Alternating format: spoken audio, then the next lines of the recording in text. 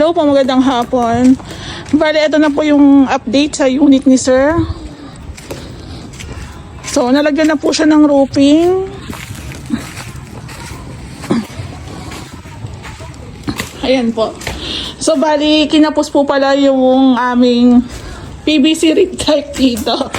So, sabi ni Ray, dalawang 8 pieces pa na 8 feet. Ayan. So, puputugtong na lang naman yon. Medyo mahaba po kasi talaga dito sa may phase 5.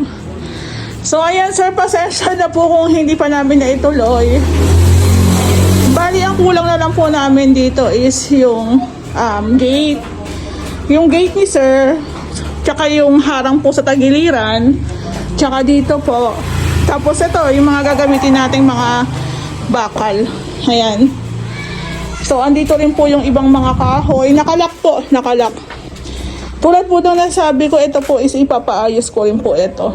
Ayan.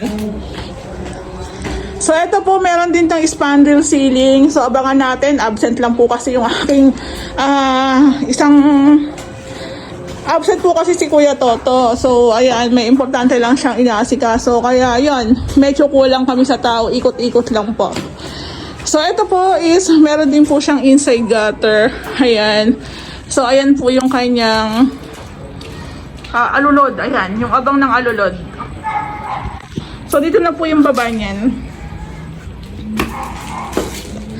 So, tatanungin ko pala si sir kung kung tiles bang ilalagay namin dito or bricks. Ayan, tapos yung kanyang ilaw para dito sa tatlong poste. Ang laki rin talaga niya pag naayos na.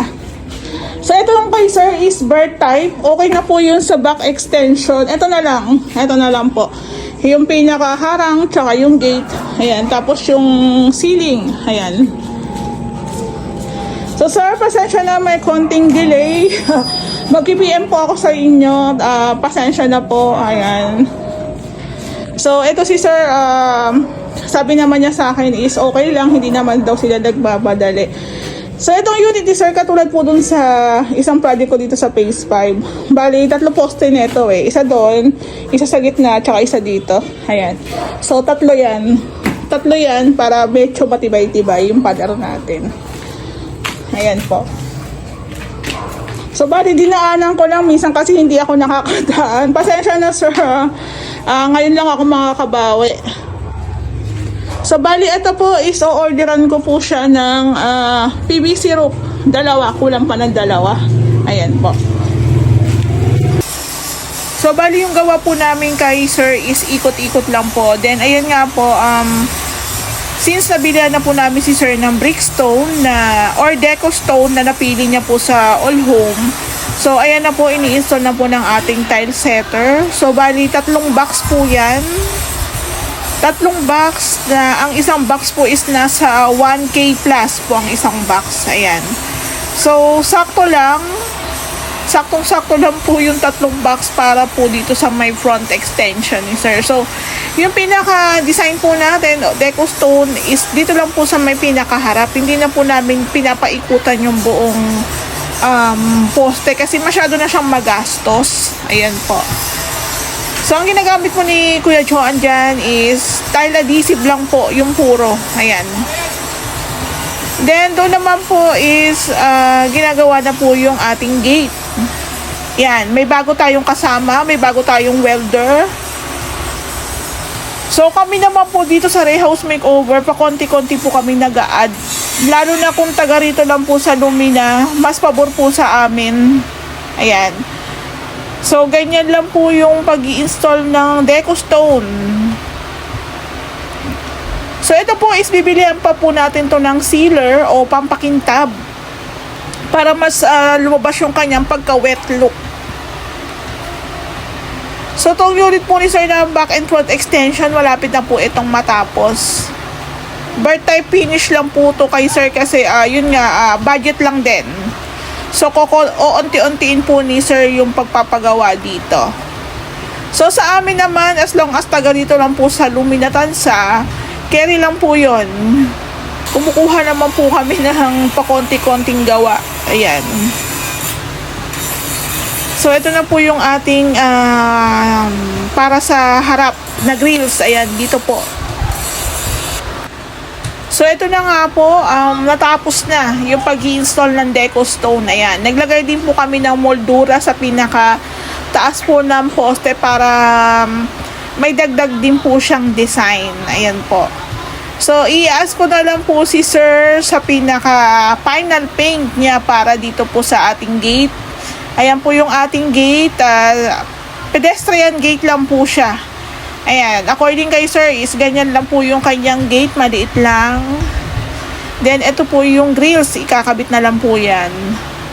Tapos, itong side po, yung dalawang side na yan is lalagyan din po natin ng harang.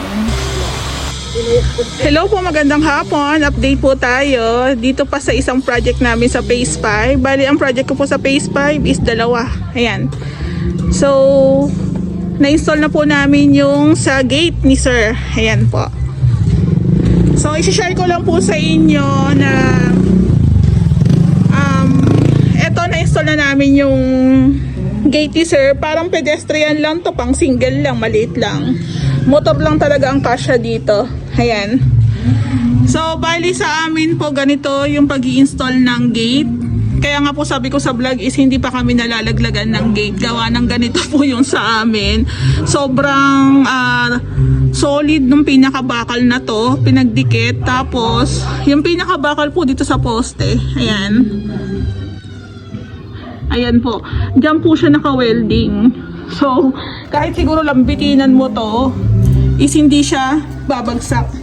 Tapos, sisementoan po natin yan ulit. Ayan po siya. So, ang palo po niya papunta dito sa side. Ayan, para hindi na rin po siya abala dito sa kabilang side. Hello, mother. Hello. Hello po. Ganda talaga. Opo. So, hindi ba napasubscribe yung anak ko? Nakasubscribe po sa Opo. For next year. Opo, opo. Ayan. Niya sa June. Opo. Wait lang, mother, update lang ako So, ito po yung design ni sir sa pinaka-gate. Mayroon siyang crazy cut na design. Ayan. So, ito is lalagyan natin siya ng primer, epoxy primer. Then, i-ask natin si sir kung ano yung final paint niya. Tapos, ito nga pong ating deco stone is lalagyan po natin din yan ng sealer para medyo mag-wet look. Tapos, mas lumabas yung pinaka-natural color niya. Ayan po. So, bali ang gagawin na lang po namin dito is maglalagay kami ng tubular dito sa side na to. Tsaka dito sa side na to. Then, lalagyan natin ng polycarbonate. Haharangan po natin. Tapos, naglalagay po tayo ng spandrel ceiling. Ayan. Abangan nyo po. Konti na lang naman yung gagawin namin dito. Ito po kasi is bird type lang. Bird type lang po siya muna kasi yun ang gusto ng may-ari ko. Konti-kontiin po daw yung paggawa. Ayan. So, yung loob po, okay naman na to. Hindi lang natin makikita. Ayan. O, diba? So, ang pinaka ginamit natin bakal is tubular is 2x3. 2x3. Tapos, ito pong tawag dito is square bar na 12mm. Pang design. Ayan. O, diba? Shala rin talaga ng pinaka-design. So, ito po yung gusto ng may-ari na pinaka-setup. Sakto lang daw na motor lang yung kanyang ipapasok. Pero, ito nga, huling usap namin ni sir, sana medyo pala nilakyan ng konti para kahit pag may e-bike, kasya din. Pero ito na eh. Pwede naman sa labas, So, bali, ito po, is lalagyan na lang po natin siya ng lock dito. Ayan po siya. Tapos, maglalagay po tayo ng drainage dito. Tsaka plant box. Maglalagay po kami ng plant box dito. Meron pa naman tayong materyales. Ayan. Picturean lang natin.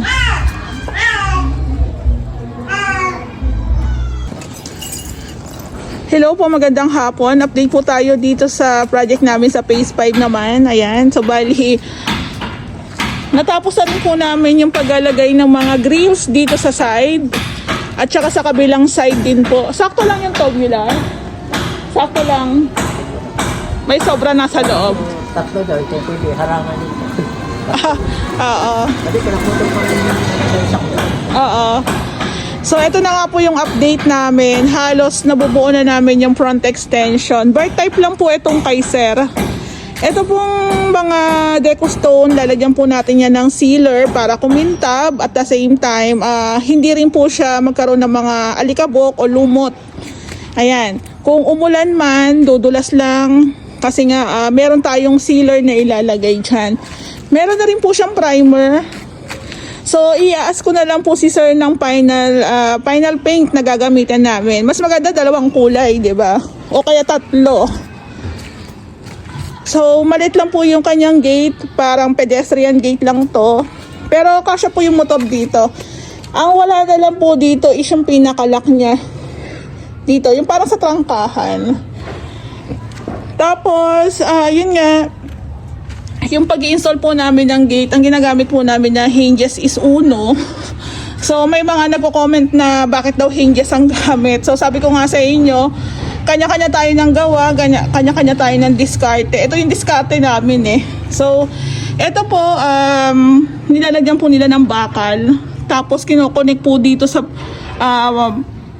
bakal sa loob. Yung pinaka-poste po ito is may bakal. Doon po namin kinokonek. So, ito po is lalagyan din po namin to ng semento. Ayan. So, hindi lang po yan basta tinusok lang. Naka-welding po yan sa loob. So, ito po is naka-primer na. Final paint na lang po ang kulang dito. Ayan. So, sumakto na po yung bakal. Meron lang kaming natirang 3 piraso po ata. To 3. Kung pwedeng harangan dito sa may harapan, eto, may nakaabang na. Pero walang kaso yan, mas okay na sumobra po kesa kulangin tayo. Ayan. So, bali yung PVC roof na order ko na rin po, waiting na lang sa delivery. Ayan. Para maituloy na rin po namin yung paglalagay ng spandrel ceiling dito. Ayun. Tapos, both side is haharangan po namin siya ng polycarbonate. Ayan. So, sana sakto na yung binili namin polycarbonate. Pero kung halimbawa kulangin, bibilihan na lang namin. Ayan.